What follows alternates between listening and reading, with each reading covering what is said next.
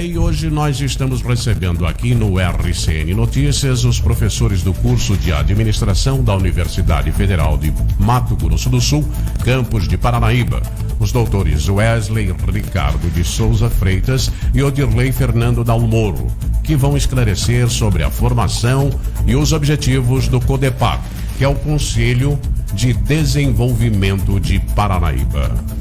Bom dia, professor Wesley, professor Odirley também. Primeiro eu queria que vocês falassem a respeito do surgimento, do CODEPAR. Como que surgiu a ideia de trazer essa ideia de conselhos aqui para Paranaíba? Bom dia. Bom dia, Nino. Bom dia, Thalita. Bom dia, ouvintes da Rádio Cultura FM. Essa ideia de trazer um conselho para Paranaíba, ela surgiu já em 2016. Então, na época da campanha do Ronaldo e do Michael, após aquele debate realizado na UFMS, nós entregamos para eles, os então candidatos, uma série de propostas de políticas públicas, E naquele momento havia sido também contemplado a ideia da criação de um conselho, mas passaram esses 4 anos, essa ideia permaneceu estagnada, E com a vinda do professor Odirley, que é economista, nós começamos a conversar como pensar em desenvolver Paranaíba de forma planejada. Então nós precisamos sonhar o futuro. Se fala muito em Paranaíba, que é a capital do Bolsão sul-mato-grossense, Uma cidade que, vamos dizer assim, é a matriz de toda a região, mas que ao mesmo tempo, o passo que Paranaíba se desenvolve, no meu ponto de vista, ainda é muito lento comparado-se ao que acontece na região. Então, por isso, nós precisamos nos unir, desta vez remar toda a sociedade civil, junto com a classe política, remar para o mesmo sentido, Professor Odirley, então explica um pouquinho para a gente, do objetivo da criação aí do CODEPAR, Como que está o processo de implantação aqui no município? Hoje vocês já conseguiram engajar aí mais pessoas nesse projeto? Bom dia a todos em primeiro lugar, obrigado pelo convite, oportunidade. É muito importante deixar claro para as pessoas qual é o objetivo principal do CODEPAR, porque aí dá uma ideia, no primeiro momento, que a gente vai resolver o problema da humanidade e o problema da cidade, e não é isso. E vai interferir em outros poderes, em outros conselhos. Na realidade, o objetivo do CODEPAR é, em sinergia com o poder público e a sociedade civil organizada, e tendo-se uma equipe técnica extremamente qualificada, pensar em projetos de futuro para a cidade e que vão para além das próximas eleições. Por que a gente está falando isso? Essa é uma experiência que já ocorreu em outros municípios e deu certo. O prefeito, ele tem que pensar no mandato dele. Ele não tem como pensar para além de 2024, para 2028, para 2032, porque nós vamos julgar ele por esse mandato. Mesma coisa são os vereadores. Então, quem tem que pensar nos projetos que vão ultrapassar o mandato dele e do outro prefeito, inclusive, é a sociedade. E tem que ter uma equipe técnica extremamente qualificada para desenvolver esses projetos em sinergia com o poder público. Esse é o objetivo central do CODEPAR. Tá, e no caso, quem que pode participar, talvez dar alguma opinião, enviar sugestão aí de algum projeto? Como que funciona o conselho como um todo? O conselho ele tem uma estrutura organizacional bem clara e definida. Você tem uma plenária que envolve em torno de 23 entidades representativas de classe do município, a CIP, Sindicato Rural, universidades, imprensa. E aí você tem, dentro dessa plenária, que seria o órgão máximo, a participação do prefeito e mais 3 secretários. Essa plenária elege um comitê gestor, que são 3 pessoas da sociedade civil organizada que vão presidir os trabalhos do conselho. Ninguém dessa plenária é remunerado dentro do conselho. O único que é remunerado dentro do conselho é a equipe técnica, que tem que ser, eu falei para o Wesley, tem que ser em letra maiúscula, extremamente qualificada. E eu diria que, para começar, tem que ter no mínimo mestrado ou em economia, ou em administração, ou em engenharia de produção, porque são pessoas que já passaram por fases de aprendizado e já estão num outro nível de produtividade. Você tem que pensar o seguinte: você vai colocar uma pessoa numa mesa na frente do computador pensando em projetos de futuro para o município. Tem que ser uma pessoa que tenha muito domínio técnico e conhecimento. Esses projetos, no caso, a gente fala de projetos, mas seriam projetos, seriam obras, seriam programas sociais? Quais seriam esses projetos? Não, Thalita, esse não é o intuito do CODEPAR. Nós tivemos uma reunião essa semana passada com um representante da FIEMES, um trecho de uma fala dele que me chamou muita atenção, foi o seguinte: Paranaíba precisa se encontrar. E quando a gente fala assim, Paranaíba capital do Bolsão sul-mato-grossense, será que realmente Paranaíba tem representatividade econômica, tem representatividade social nesse Bolsão? Eu acredito que não mais. Então nós vamos dizer assim, parar, diagnosticar problemas na saúde, na educação, meio ambiente, infraestrutura e outras áreas. O Conselho, o propósito dele é planejar o futuro. Em 2038, Paranaíba completará 200 anos. Sabendo que o Plano Diretor Municipal, ele foi implantado em 2005 e nunca mais foi atualizado. Não se discute plano diretor. Você sai na rua aqui, as pessoas colocam material de construção em cima da calçada, entulho em cima da calçada, porque o plano diretor não é atualizado e não é fiscalizado. Então o intuito do Codepar é pensar o que vai ser de Paranaíba. Será que nós vamos ser um polo regional de saúde, de educação, um polo da pecuária? Nós temos frigorífico aqui que tem esse eterno dilema. Já fomos um dos maiores produtores de carne aqui do estado. Não somos más. E essa carne é produzida aqui, mata aqui e é industrializada no interior de São Paulo. Por que não trazer a indústria de transformação aqui para Paranaíba? Então o papel do Conselho é fazer estudos, identificar os problemas de cada área e traçar estratégias para o futuro. O que vai ser de Paranaíba, sei lá, daqui 20 anos. E recentemente vocês inclusive realizaram uma pesquisa, né, com a participação aí da sociedade civil, fazendo um levantamento de quais são as necessidades, ou pelo menos os anseios aí, vindos aí, ouvindo a própria sociedade, né? O que vocês conseguiram identificar a partir dessa pesquisa? Nós realizamos essa pesquisa justamente para que nós tivéssemos uma orientação sobre quais câmaras técnicas, ou de forma popular, grupos temáticos, né, a serem discutidos. E ali, claro, foi saúde, educação, infraestrutura urbana e desenvolvimento socioeconômico, que a gente levantou que seriam os pontos que um Conselho de Desenvolvimento deveria se concentrar. Só para a gente expor um pouco mais sobre o que um Conselho de Desenvolvimento faria, quando você coloca um economista para trabalhar nessa linha de pesquisa, o que ele vai fazer na realidade? Ele vai analisar o perfil econômico do município, quais são as áreas econômicas que o município tem vantagem em relação a outras cidades e regiões e, principalmente, o que será uma mega tendência, né? Em outros municípios aí com extensão territorial muito menor que Paranaíba, como é o caso de Maringá, eles descobriram que, olha, a nossa extensão territorial é pequena. Aqui não dá para plantar soja, aqui não dá para plantar cana. Esse município não vai sobreviver se a gente plantar cana, porque a extensão territorial é 30% do que é Paranaíba. Então eles pensaram que, olha, aqui tem que ser polo de saúde, aqui tem que ser polo de educação, a gente tem que agregar valor àquilo que a gente produz. Quando eu olho Paranaíba, nessa localização, com esse monte de BR cruzando aqui, com essa extensão territorial, com esse relevo que favorece, eu só consigo imaginar que o agronegócio tem muito potencial. Tem muito potencial. Então isso é uma coisa que um economista, por exemplo, poderia levantar. O que é mega tendência? Só para a gente colocar, nos próximos 10 anos, 40% das empresas do mundo vão quebrar. Como que Paranaíba está inserido nesse contexto? Porque tem segmentos, videolocador, essas coisas, quebrou.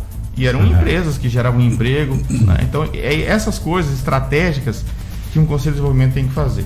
E a partir aí de todo esse movimento que vocês já estão fazendo, né? Vocês estão sentindo aí a participação dos políticos, né? Que de fato, assim, é quem tem a caneta do poder de decisão aí para poder até mesmo não só ficar no papel, né? O Codepar, mas para ele sair aí também e a gente ver aí os efeitos, né? Do Conselho. Vocês inclusive participaram da sessão da última segunda-feira. Isso, Thalita. É interessante notar que o maior desafio num projeto dessa magnitude é o engajamento da população, das entidades. E nós conseguimos mobilizar a sociedade. Nós estamos com a FIEMES, com o SEBRAE, com a Sanesul, com a OAB, com a Energisa. Várias entidades são parceiras desse projeto. E nós fomos semana passada na Câmara Municipal, fomos recebidos pelo presidente Dólar e apresentamos o propósito central do Codepar, que é um projeto de longo prazo, que é um projeto apartidário, não temos intenção e não deixaremos a interferência política nesse projeto. É um projeto técnico que visa pensar esse futuro.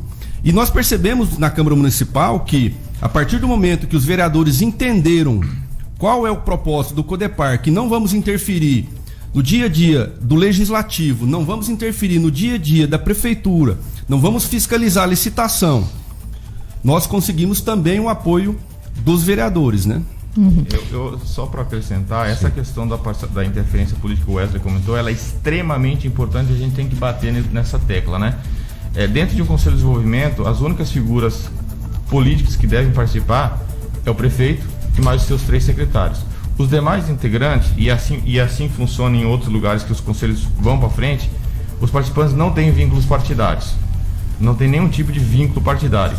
E a questão da equipe técnica extremamente qualificada ajuda para desenvolver esse projeto. Porque a sociedade pensa, a equipe técnica executa os projetos e entrega na mão do gestor público. Está aqui, estudamos, esse é o caminho. E aí cabe ao gestor público ter essa base e falar, olha, realmente vocês estão certos, é por aqui que nós vamos. E pode completar, professor? Estamos numa fase agora, Thalita, que a gente já está discutindo um projeto de lei. Para o Conselho funcionar, ele precisa de uma lei.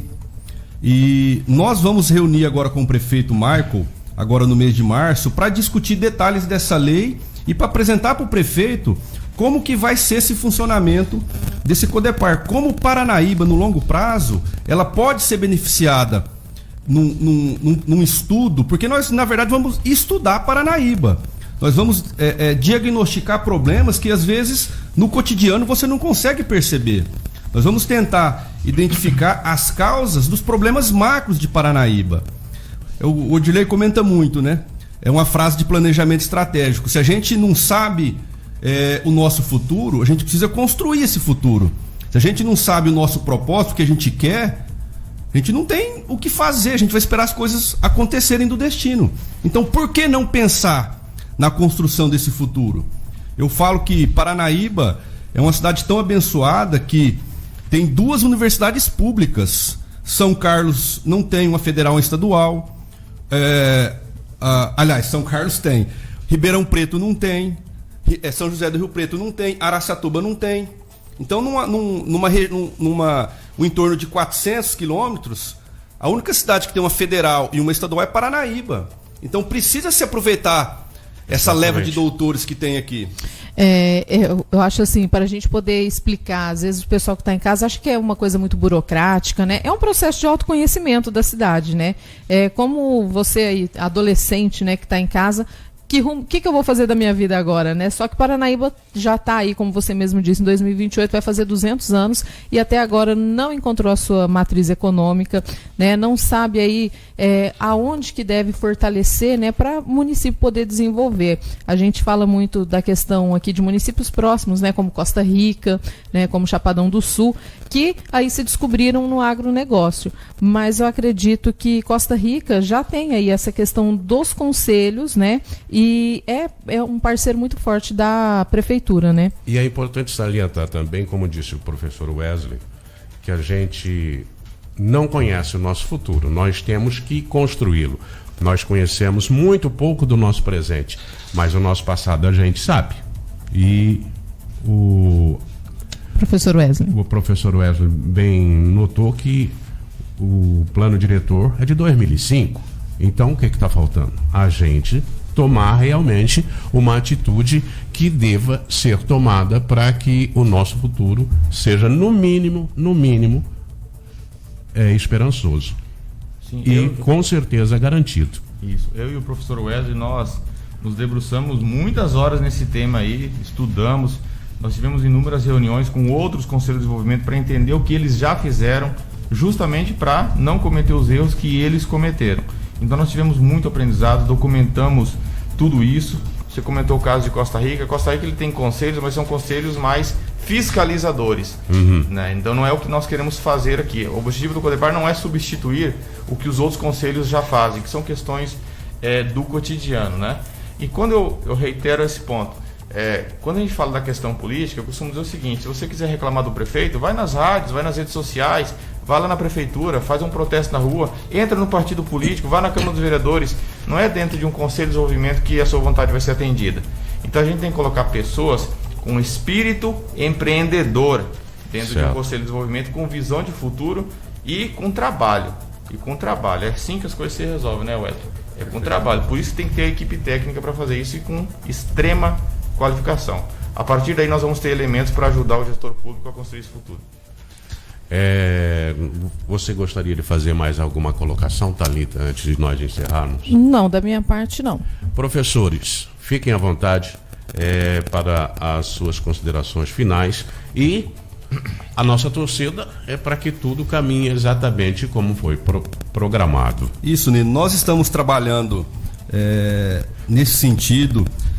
A gente tem esse sonho, né? A gente sonha em ver uma Paranaíba desenvolvida, a gente sonha em ver uma Paranaíba com geração de emprego, a gente sonha de ver o Sistema S implantado aqui em Paranaíba. Aí, mais uma vez, eu queria convocar o ex-prefeito Tita para usar a sua estrutura política para mobilizar também a vinda desse Sistema S aqui, porque na campanha ele prometeu que o Sistema S viria para Paranaíba. Então, por que não ele usar o capital político dele para trazer esse Sistema S aqui para Paranaíba? Não precisa necessariamente ser o chefe do executivo. Exato. Eu acho que é o momento de todos usarem a sua expertise, o seu capital político para pensar, para desejar o melhor para Paranaíba.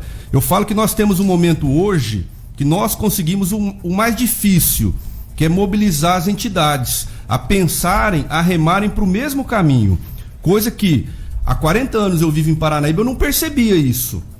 Eu percebia que cada um pensava no seu objetivo. Então agora essas entidades estão pensando no mesmo propósito. Então é o momento da classe política abrir o olho, entender que esse projeto não é da UFMS, esse projeto não é meu, do professor Odirley.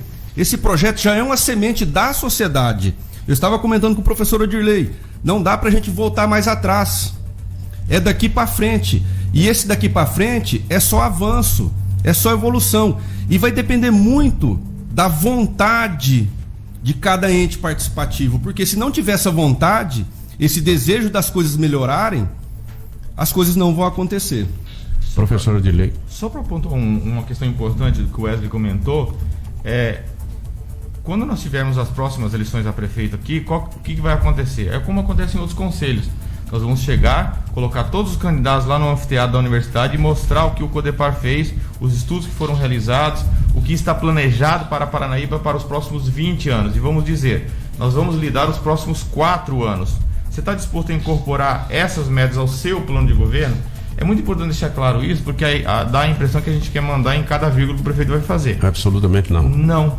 Não é isso. A gente vai mostrar projetos estratégicos para o município. Agora, claro, cada prefeito vai implantar o seu modo de trabalhar. E nos lugares em que esses conselhos foram para frente, geralmente a equipe técnica não foi trocada de uma gestão para outra, porque é cargo comissionado. A sociedade escolhe e o prefeito nomeia como cargo comissionado. Eu tenho um município que a gente estudou, 400 cargos comissionados de uma gestão para outra foram alterados. Só a equipe técnica do Conselho de Desenvolvimento não mudou. Certo. Ou seja, e mudou o grupo político. Então você percebe o quê? São pessoas que já estavam trabalhando em projetos de interesse da sociedade. É isso que a gente quer. Pensar no futuro e não ficar se apegando a picuinhas políticas. E eu sou o primeiro a chegar na porta de saída se começar a essas dessa coisas forma. aí. Eu e o professor Wesley não colocamos uma cara a tapa para fazer uma coisa mal feita. Correto. Muito obrigado, Obrigado professor, pela sua presença. Obrigado, professor Wesley. E até uma próxima oportunidade.